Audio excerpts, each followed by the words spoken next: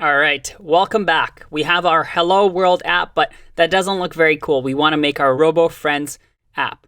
So in this video, we're going to get started by building our first component. If we go back here, we remember that we have the terminal on the right-hand side, and we just ran npm start, and Create React Apps checks all the files for us, make sure there's no errors. It says that our app is defined but never used, so let's comment this out. Again, command/. Save this, and you'll see that everything's working fine. Now, you may have a few questions just on this index.js file. One, we see that we're importing React, but how come that's working? We remember that it didn't work before. We had to use require and then browserify.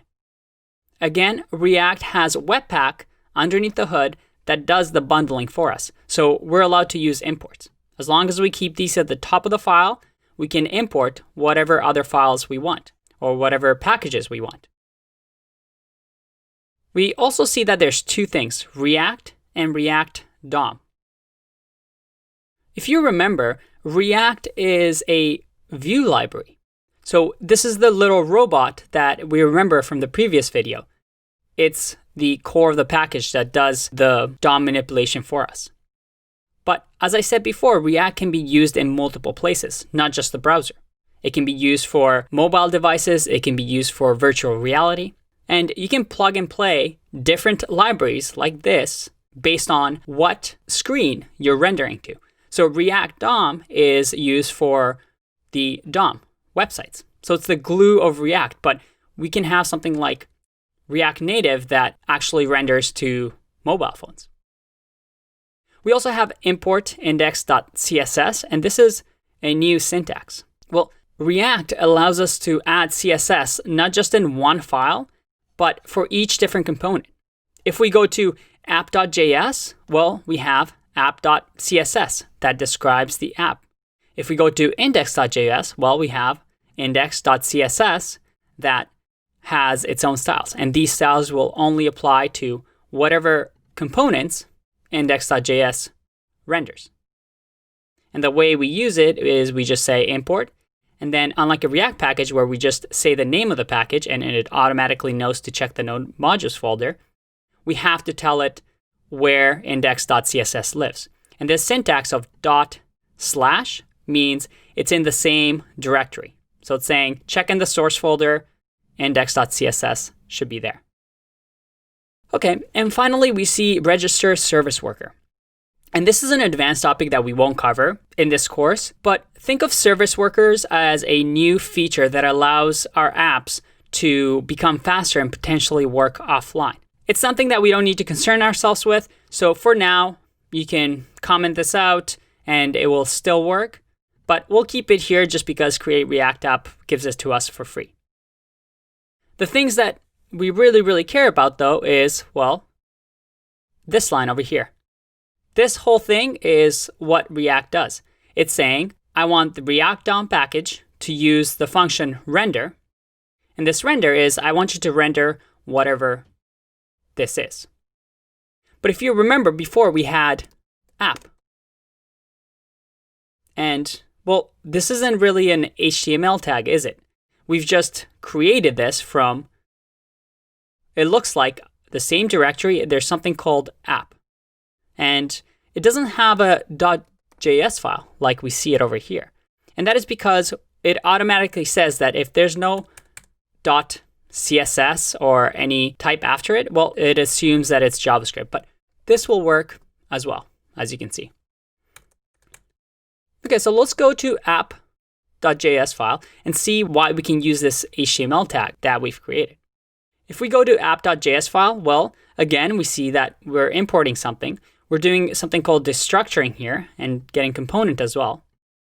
And we have a few files like logo.svg and app.css that we're importing. And again, we see that our syntax is a little bit off, so make sure that we change our files to JavaScript Babel. And it looks like class app extends component that comes with React, and this is just standard syntax. This renders. Remember, a component always has the rule that it must render at least something.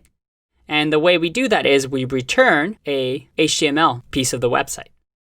So we see over here, welcome to React, to get started, edit. Well, that's exactly what it says over here. That is the power of React. We're creating our own custom components, our own custom HTML tags that we can just add. And if you remember the one-way data flow picture, we have one parent that has children. So app has children. But you know what? Let's build our own component to make this point clear. Instead of having hello world in here, let's create a component called hello. And it's a self-closing tag, so you want to have the backslash. And in here, instead of saying import app, let's do import hello from, we'll call it hello.js. And you'll notice that it's capitalized here. Well, if you're building a component, the standard is that it's capitalized. So it'll be called hello.js. If we save this, we'll get an error. It says module not found, can't resolve.hello, because the file doesn't exist. So let's create one. I'm going to say new file, hello.js. There you go. We have a new hello.js file, and it's compiled successfully. If we go to the website, well, look at that. It actually even gives us error on the website. And that's why Create React App is just so awesome. It shows you exactly what the errors are without opening up the console right here. Again, we have nothing built right now in hello, so we need to create it. Let's use the app.js as an example. It looks like we need to import React and component. So we need to say import React component from React. Okay.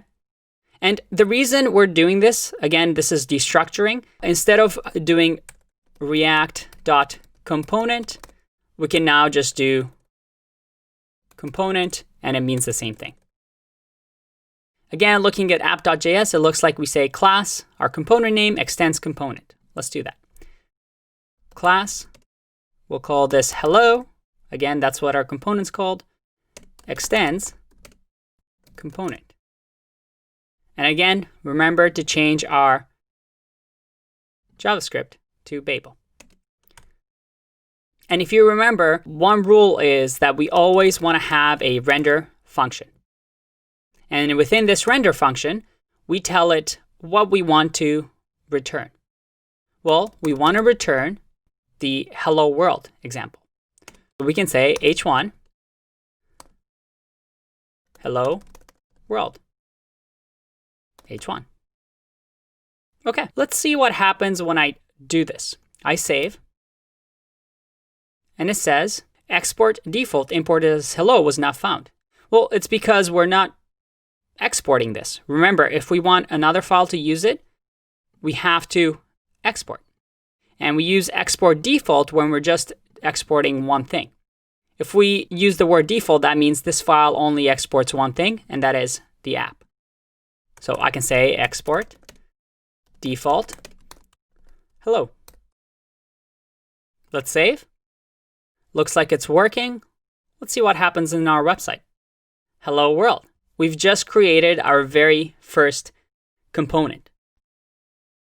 How cool is that?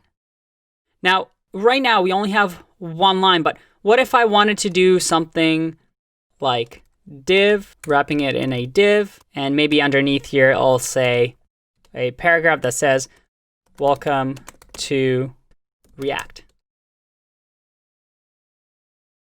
If I save this, I get another error. And it's because we're just giving it multiple lines here and returns expecting a single thing. We need to wrap this in brackets like this in order to have JavaScript say, this is an expression, evaluate this entire thing. If we save this, looks like it's working, and then hello world, welcome to React. Very cool. Within here, if you remember, if we import .hello.css, we can create whatever CSS styles we want. But we need to create that file first. So let's do new file. And I need to add an O in here. The new file name will be hello.css. Now in hello.css, I can just say that the h1, and this is just standard CSS, will have background of red. I'm going to save this as well. Everything looks good. And look at that. But you know what? To make this faster, and because we've gone over CSS, I want to show you a cool package called Tachyons. And Tachyons allows us to have, similar to Bootstrap, predefined class names that we can just add to components to make things look really, really nice. So let's do that. I'm going to close this and say npm install Tachyons. All right, it's added a package. We can check by going to package.json. We see that tachyons are there. And we can use tachyons very easily by just going to index.js file and saying import tachyons. And now we have access to this package. Just to show you what tachyons are, if I go to tachyons styles, it gives us little classes that we can use that, for example, text center will just say TC. And as long as we have tachyons installed and we use TC as class name, it will align our text. So now that we have tachyons and its index.js file, we can just say within here, class equals f1 for font1 and text center. If I save, I have to do npm start here, make sure that our server is running so that we can check our changes. And we get hello world, welcome to React. But there's actually one trick here. If you open up the console, although this worked, I get a warning saying invalid DOM property class. Did you mean class name? And React's really, really good at giving you errors. And you might be asking yourself, why class name instead of class? Because if I save this, go back, I no longer have that error. Why is that? Well, up until this point, we've kind of just written HTML, but this is a JavaScript file. How are we able to do this? This is actually something called JSX. Part of React is that it allows you to write this HTML-like syntax in your JavaScript. And you might be asking yourself, one, doesn't that break the rule of separation of concerns? And two, how are we even able to add HTML to JavaScript? To answer the first question, separation of concerns, React has the idea of components, and that is, it's better to have functionality and styles per component so that each component is its own separate universe, and you just add these components. And the idea of separation of concerns with React is that components, well, they're concerned about themselves, nothing else. So it changes the paradigm here. And it's kind of nice, right? I can just look at the hello component. I know exactly what it's doing. I can look at the CSS. And anytime I need to make a change, I just need to worry about the files that contain the hello CSS and JavaScript. The second thing is this thing called JSX. Underneath the hood, what React is doing is actually letting you use this syntax, but they're not actual HTML tags. Remember what I said about the virtual DOM and how React creates its own object and then looks at the DOM and compares it and says, I need to change this, and it does it for us? React uses JSX to create their virtual DOM, their fake DOM that they built based on what we give it to them. Then they look at this virtual DOM and the real DOM and say, this part has changed. I'm going to change the DOM now based on the virtual DOM. And that is why React is really, really fast. It creates these objects, which is really fast in JavaScript, and only changes what needs to be done in the DOM. So just get used to it. It's awkward at first, but again, as long as you wrap it in a bracket, you can write here HTML, as well as your own custom components, such as hello, that we used in index.js file. And now maybe it makes sense why we can't say class here. Because class is a reserved keyword in JavaScript. Class is part of the language that JavaScript uses. So if this is JavaScript, the fact that we're saying class here doesn't make sense. In the old version of React, this actually broke React, but now it gives us a nice error. Because this is JavaScript and not HTML, we have to say class name. And it's something that you'll get used to. You'll get tricked up with at the beginning, but it becomes easy after a while. All right, the last thing I'm going to show you is the power of React. Within the hello component, I can now add something called props or properties. And these props can be called anything. Think of them as HTML attributes. I can say greeting equals, and then within here, I want to wrap it in curly brackets.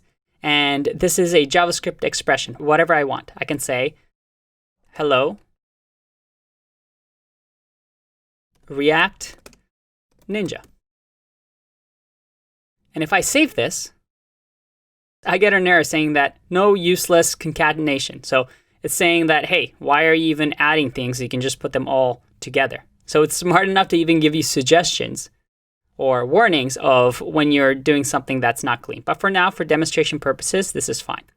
Now that I've given it what we call a greeting prop to hello, I now have access in hello.js to props. I can now say this dot props dot greeting. I save this, go back, and I say hello React Ninja. You see, with this syntax, it's saying that this object, which is hello, has properties, props, that is greeting. I know this is confusing. It's just a syntax you have to get used to. But now we have access to whatever property and whatever property value we get from hello. This is a power that will come in handy later on, but I want you to build your own component here and get comfortable with this syntax. It is really, really powerful, and once you get used to it, you can build any components you want. Okay, one final thing. This syntax might be kind of difficult, but I want to show you that this is actually just a function. If I do const hello, and in here, this function accepts props. If I do an arrow function here, wrap it in curly brackets, and instead of doing this render, I just simply return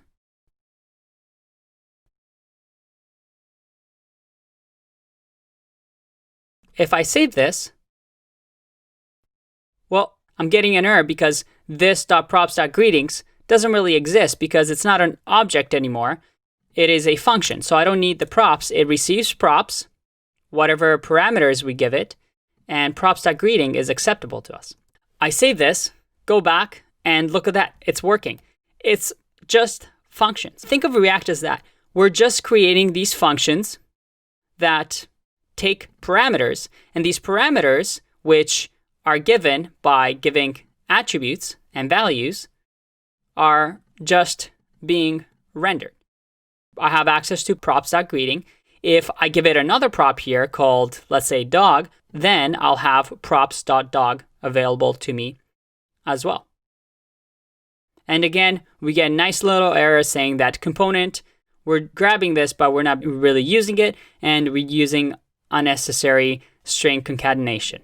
Again, really useful. As you can see, fairly simple to pick up. In the next lesson, we're going to start actually working on our RoboFriends app now that we have the basics. I'll see you in that one. Bye-bye.